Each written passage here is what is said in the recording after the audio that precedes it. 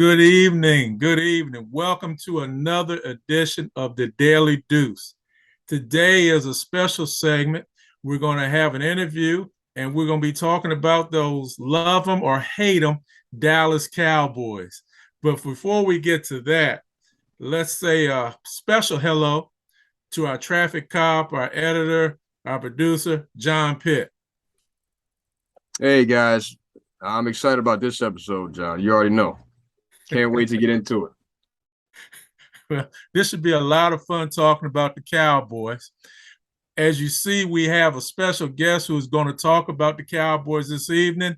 We have the one, the only Dante Webster, the creator of the Daily Deuce, and now part of a great show called Hentations. Dante, welcome to the show. Always great to be back, and thank you for having me today, John. I'll do my best to make you happy. I'm gonna be honest with you. I'm a realistic Cowboys fan, so I mean, I'm very realistic. I don't lie to myself about them. Just so you're aware up front of how this is gonna go. Mr. Pitt, that was for you, not for me. Hey, I can respect that. Sounds good. Before we get into it, two things I want to do. One, I want to send out a hello and hopefully get well soon to our other host, Gary Graves. He's under the weather this evening, not able to make it with us. Gary, hope you get better real soon and feel better real soon. Take care of yourself. Tonight, I also want to do a special kudos. This gentleman's going to get two kudos from us. His name is Harvey Dorsey. First, we're going to give him congratulations for being inducted into the Fairmont Heights High School Football Hall of Fame. And second, we want to give him kudos and congratulations for completing 50 years of service with the Maryland National Capital Park and Planning Commission. Way to go, Harvey. Take care and keep up the great work. Congrats to Harvey. With that being said, let's get into the heart of this matter this evening. We're going to take some time. This is our second segment of reviewing the NFC East. We're going to talk about those Dallas Cowboys. Dante, go ahead and give everybody a pipe dream and tell them how great Dallas is going to be this year. I mean, great's a very strong word. Not great. They'll be good. I mean, great is like great. Great would require them to basically run it back with their defense from last year, which was really good on turnovers. Turnovers have a high variance year over year. Can't count on that. So we're gonna take the word great out of it right off the bat because of that. So good. I mean, I was looking at the roster today and I see 10-7. Okay. Now you done took my question away at the end of the show. So I'm gonna come back and ask you that at the end. You said how great. Give you some time to think about this as you go through the show today. Okay. You're saying 10-7 right now. We got another 20 minutes to go and talk about this. Maybe you'll change your mind. Also, I want to do something a little bit different this evening with the Cowboys prediction. I would like to ask John Pitt to make a prediction as well at the end of this show to see what his record will be with the Cowboys. Let's start with the offense. Mm-hmm. Dak Prescott is coming back for another season. Yep. Do you feel confident about him? Is his calf healed up? Can he go back and do another great job? So with a lot of injuries, you end up being better the year after that first year you get back. You know, you have more strength in it. You have a little bit more trust in your abilities. Towards the end of the year, you did see him start to take off and run a little bit more. Dak's not the fastest quarterback, but similar to like a Ben Roethlisberger or other bigger build quarterbacks able to shake off a hit and move pretty well.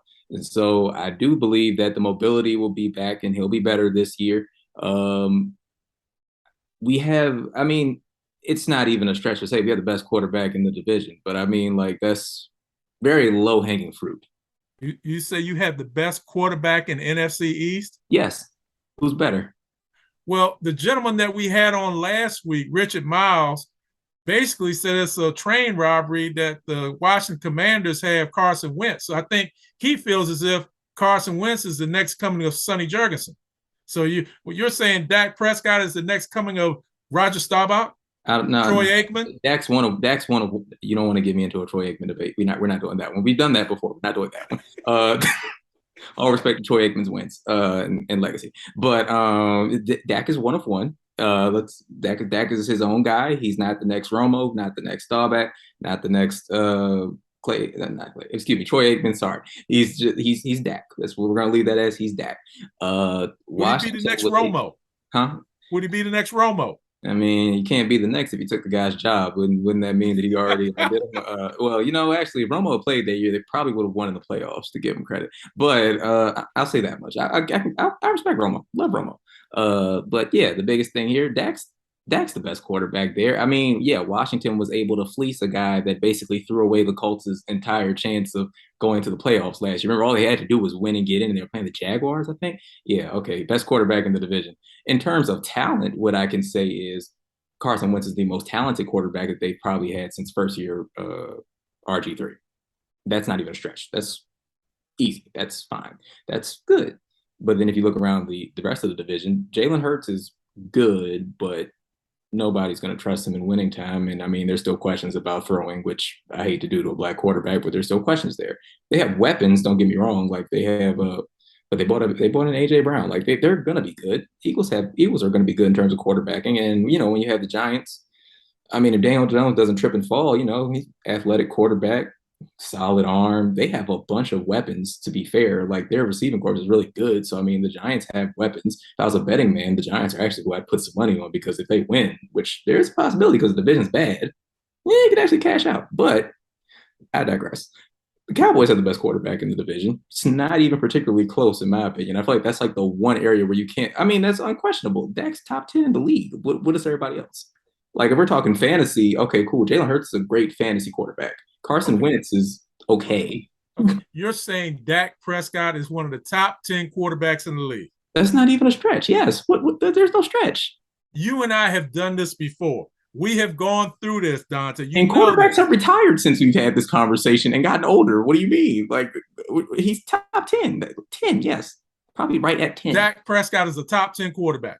That's not even questionable. Yes, top 10. What? Yes, okay. Absolutely. Okay.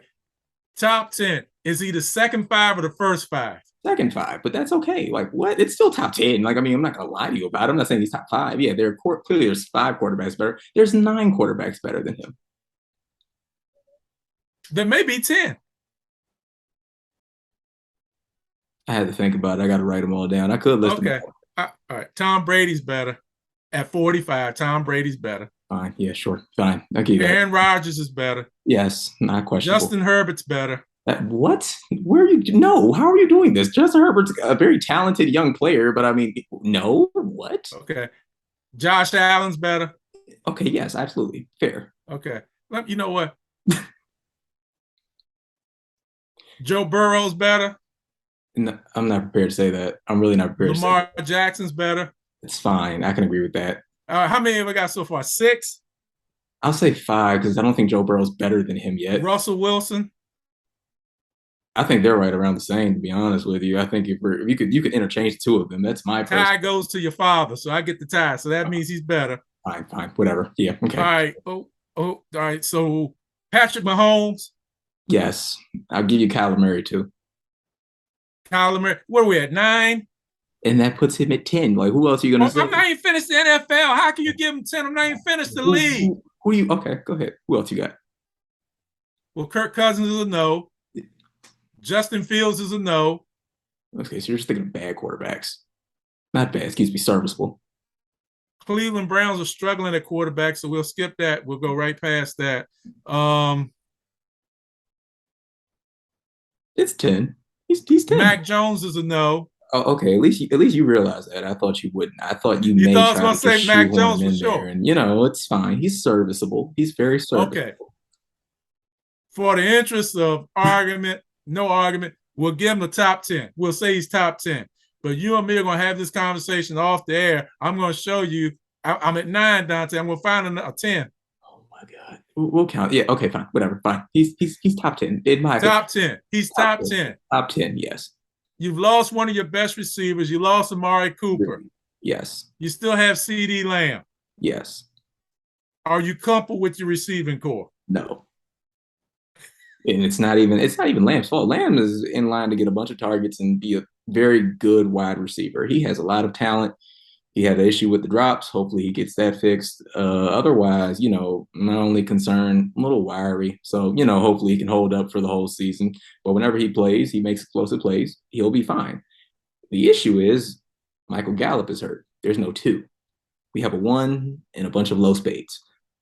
Jalen Tolbert, rookie, that we just drafted this year in the third round, he was supposed to be the guy. Maybe that steps up and is the wide receiver too. He hasn't looked that good in preseason. It's a little concerning. I don't think he's going to be the one. I think the only other one we have, is Noah Brown? Not really too sure about that one. Dalton Schultz will be a good tight end. He's a good tight end that'll get us the first downs. In the vein of Jason Witten, catch it, go right down. No yards after the catch at all. So that's how we're looking at this. Tony Pollard, good receiver out the backfield as well. Zeke can also catch the ball. So we have stuff to work with, but the receiving corps, yes, it needs some work. If you ask me what I would like them to do, I'd like them to go sign Odell Beckham myself. I think that's a good gamble to take right there. There are a couple of receivers who are available. I don't want Odell Beckham. Brown. I understand Mr. Brown said he would like to come to the Cowboys. What are your thoughts on that? I understand Mr. Jones said no, so that's okay. That works. I'm good on that one. Don't need that headache there. I don't even think he destroys chemistry or anything. I'm not gonna do all that to him. I like adults to play for my sports teams personally. Unless we're talking basketball, young guys work out there, but I like adults on my football team. I'm good. He'll be in the news every week. I'm good on that one. I hope he has a really great rap career or finds another team. Yep. All right. Let's go to your backfield. Okay, go ahead. Would you be the coach, or would you be the person in the coach's ear to say, sit Ezekiel Elliott and play Pollard? Would you be that person? I would have been the GM telling you we should cut him. Wow. You would cut Ezekiel Elliott, Dante? I wouldn't have signed him to the extension. Interesting. Running back is a position that's not as valuable as it once was in today's league, just because you run these guys into the dirt and you're seeing more running backs by committee.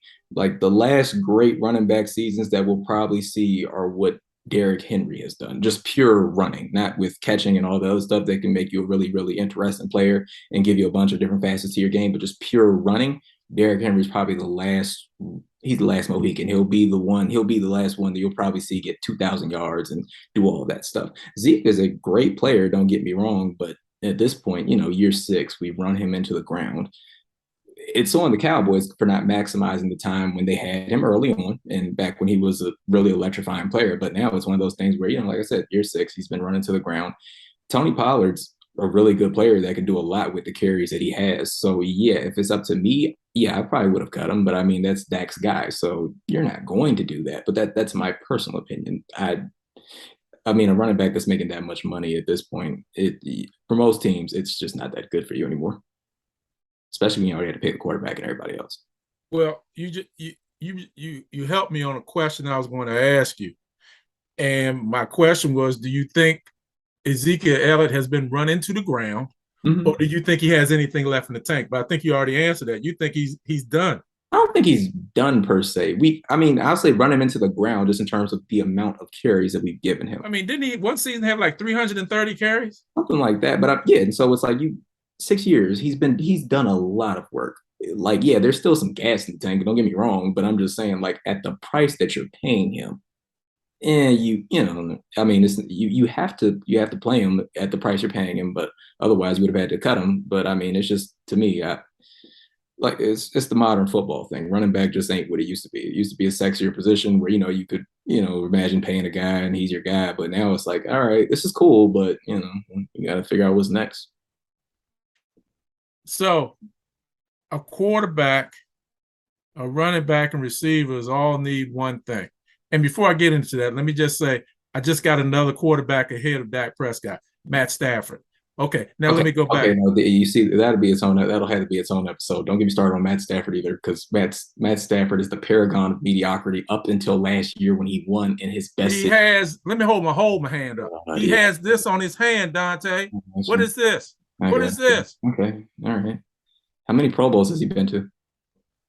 Doesn't matter. He's been Oh, to the Super Bowl. got you. Okay, so Joe Flacco was elite in your book too, right? Okay. Joe Yeah. Flacco is a quarterback who does his thing in the postseason. So did Matt Stafford once. So what? No offense to Matt So, Stafford. so, Stafford's not a bad quarterback. Let me so stop you're that. not going to give me Stafford ahead of Dak Prescott, right? That is the hill I'd be willing to die on personally. There are people that will probably tell me I'm wrong, but if we're just strictly talking about QB ability, if I line them up, who do you want? I mean, Matt Stafford has a better arm. I'll give you that. Like he could throw a better deep ball. That's cool. All That's right. sexy. I have gotten Dak Prescott into the second 10. You're disputing this. Got it. I'm going to be able to come up with another person before this interview is over to just show where he is a good quarterback. He is not top 10. Agree to disagree. But what was your question about whatever great? Oh wait, let me guess. They all need a great Yeah. O-line. Quarterback, running back, receivers need one thing: a great O line. Yep. Where's your O line at? Zach Martin's on that O line, right? Zach Martin's good. Zach Martin's good. Tyron Notre Smith, Dame kid. smart. I'll give you that. Need a smart old lineman. You're right. Knows how to block. Give him credit. Tyron Smith, still good. After that, there are problems. Didn't you lose a couple people in free agency? Well, I mean, the best thing we lost was Lyle Collins, best right tackle in the league. Let him walk. So that wasn't good. Yeah. So O line used to be a strength of the Cowboys. Right now, it's in flux. They drafted Tyler Smith, who's going to play left guard for them this year. Yeah, based on the preseason, he's done okay. Not first year O lineman, he's gonna get it's gonna be a struggle for him. It always is. O line is like a hard position to learn, so he's gonna struggle. So I'd say that used to be a strength of the Cowboys for years, and we're kind of back to where we were before we drafted so many good O linemen. We're at a place where it's like, okay, there are a couple decent pieces here, but otherwise that is going to be a struggle. Yes, I actually admit that. When I was, just making sure I had all my stuff ready for today, I was like, yeah, that's gonna be the big one right there. O-line is a struggle. Like the offense is gonna be a work in progress because of O-line issues and depth at receiver. We struggle in both of those areas. All right. Let's go to the other side of the ball. Mm-hmm. Let's talk about the defense. You mentioned it earlier. Mm-hmm. Dan Quinn is a great, in my opinion, defensive coordinator. Great defensive coordinator. He's gotten it done with Dallas last year. He got it done with Seattle before. He does a really great job with defense. Decent with Atlanta. Yep. And my question to you is this: they won't get this number of turnovers. It's just it won't work out that way. Mm-hmm. But will the defense still be as strong? You lost, was it Randy Gregory? Yeah. Lost Randy Gregory. Yes. But you still have Micah Parsons. Still have Micah Parsons. Who's a one-man wrecking crew when he wants to be. So tell me about this defense, Dante. How they going to do it? So the defense, there'll be questions there in terms of like Micah Parsons is good, but Micah Parsons they still have him playing linebacker. So he won't just be on the edge. He won't be just attacking the quarterback every play, which kind of stinks because that's where he really started to excel after, when DeMarcus Lawrence went down. But we still do have DeMarcus Lawrence. So we are still okay in terms of these edge rushers. Losing Randy Gregory was a really big one. That was his best year as a pro, and that was really solid production that we got from him. So that is going to hurt. But I mean, we still have strength there in terms of Micah Parsons being able to just kind of be a hybrid that just roves all over the field. And like I said, DeMarcus Lawrence, he is a very solid edge rusher. So you know what? That's good. Give him that. The questions will still exist in the secondary where they have for years for us. Let's see. I mean, what did Diggs have? 11 interceptions last year? That's where I was going to go. So NFL Network put out their top 100 players, and Diggs was 23. And out of every player that's going to drop, he's going to be 23 what? Number 23 in the league. As the best player in the league? Yeah, he was number 23. That's what he was. I didn't make the list. They made the list. I wouldn't have did that. He has the biggest chance, in my opinion, of falling off the list completely, just being gone next year. He has a great skill. Make sure I leave with that. He has an amazing skill in terms of his ball tracking ability and just being able to just pick people off. That is a skill. You can't teach that. 11 interceptions, that actually is a skill. It's not just luck. That is talent, pure talent. Absolutely. I agree. Yeah, I he's agree. a receiver at Alabama, so he has skills. Now, that all said, he gets burnt on every route. It's not looking great. They put out the videos, of course, during training camp. He had fourth and fifth string fourth string receivers out here giving him work in terms of just routes and getting over on them on double moves. Yes, those drills are made to make the offense look good, but at the same time, you don't want to see your top corner out there getting beat on routes. Biggest thing is if you're going to have one of your guys be a really good ball hawk, then you need the other side to be a really good cover guy so that you can make up some of that. We don't have that. So I think they're going to have problems in terms of the fact that Diggs isn't getting 11 picks again. And number one, they aren't going to throw to his side of the field as much anymore. But then he is going to give up those big plays. And if he's giving up big plays and not counteracting it with an interception, essentially he had 11 picks, like you said. So basically he's getting an interception just about every other week, more than every other week. If you're not getting that to balance that out, then yeah, those yards are going to add up. And it's not just going to be yards, you're going to give up touchdowns. So that is going to be the question there. I think the secondary still has a lot of questions. Like if you're looking at guys that you have to pay, if you're Dallas, you're going to end up paying Micah Parsons. Absolutely. No question there. Diggs is the guy that still has to earn his, if you ask me. If he could keep this up for another year at a decent level and show this year some more effectiveness in terms of being a cover corner rather than just, all right, I'm going to get picks.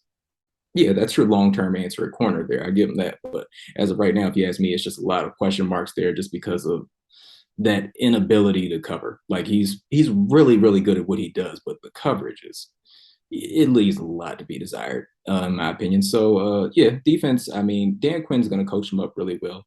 I think like I said, they had a lot of turnovers last year. I think they'll end up being, you can maybe you can swing them into top 10, but I think they'll end up being middle of the pack. I think they lack overall talent. They lack that. So yeah, good coaching can make up for it. And I mean, if you can get your offense to be great, you can win with a middle of the road defense. That's been done. But you just need to make sure they're at the middle of the road and that they don't break. You're saying if you have a good defense. I say if you have a great offense, you can have a middle of the road defense. If you have I think your defense is better than your offense. You see, I just can't say that just because you had really good things happen last year. I don't see them repeating themselves this year. It's too much variance. I just don't see it. So I still put the strength of your team being Dak Prescott. But I mean, to you, he's a top 20 quarterback, right? Something like that. So yes, I would say, let me be clear. I think Dak Prescott is a very good quarterback. I don't call him serviceable. He is a very good quarterback. He just doesn't have to be in my top 10. I can see him in the top 15. I mean, there's 32 starters. He better than I give him 10. Fine. We'll agree. Okay, we'll agree to disagree. But yeah, so I still think the strength is going to end up being the offense will end up being the strength. I feel like the thing that'll end up being if I throw off a future question here, sorry, I think one of the things that's going to end up throwing everything off, or the biggest thing it'll hinge on, will be coaching. We had a lot of that last game of the year was blunders between Kellen Moore and Mike McCarthy, Dak kneeling down at the end of the game against the 49ers. 49ers. Yeah, that cost Kellen Moore a coaching job. I remember I came on here and said he'd be the hottest name in coaching, and didn't work out. He's clearly still with the Cowboys. I wonder why. So he cost himself some money there. Mike McCarthy, honestly, probably should have got fired after that game, but we're running it back. So I mean, that is going to be the biggest question mark there is going to be coaching. At the end of the day, if you're looking at it and the Cowboys are playing against the 49ers in a game, 49ers have the coaching edge. Kyle Shanahan's going to outcoach Mike McCarthy. I mean, if we're just sticking in the NFC, I mean, I don't know. Now I'm thinking about it. In the NFC East, do we have the best coach? No. Well, you have Ron Rivera. I forget the guy's Brian name in Philadelphia. Giants. And you have Brian Daboll with the Giants. Who is it with the Eagles again? I can't even remember. Who is it with the Eagles? Oh, yeah, it's the newer guy. I forgot because what's his name? I forgot his name. I can't remember either because what's his name's in Indianapolis now. Yeah. Yeah. Okay. You know what? Cowboys probably do have the best coach. Yeah, I'll take that. Let me. Yeah, I'm going to let you go on that. I'm going to let it go. I'm not even going to do it. Is he better than Ron Rivera? Yeah. Yes. Absolutely. Absolutely. Yes. I have no qualms there. Absolutely. Yes. Ron Rivera is a great leader of the team. Your special teams. How you going to be? You're losing Zerline as a kicker. How you going to be on special teams? Special teams, we have a kicking competition going on right now. That's what you never want to hear. So really, not really looking too forward to that one. Now on special teams, the one thing that has gone pretty right for us in the last game that we had, Turpin, the return man that we had a punt return touchdown and a kick return touchdown. So we're talking special teams. We do have something there. We may have something. I don't know. It's preseason. You can't get too excited about it. I'll be honest with you. I don't even watch preseason because it's just a bunch of guys fighting for jobs. But yeah, I thought that. Don't say that, Dante, because Pitt is totally excited about this guy returning kicks last night. No, the first thing he told me today when he saw me about the kicks. That's good. He did it twice. You can't. Okay, it's like the interceptions. If he did it twice, it's not just a fluke. Okay, he did it twice in the same game. That is pretty good. Like, I mean, yes, it is. I mean, okay, now to be fair, if you think about it, he did it on special teams. And special teams is a bunch of guys fighting for their jobs every week anyway. So to be fair, I think he did it on about the same level as the regular season. I don't think it's any difference. Now we've gone through your analysis, and you, as always, you do a great job with that. You said 10-7 at the beginning of the show. Mm-hmm. What's the record now? 10-7.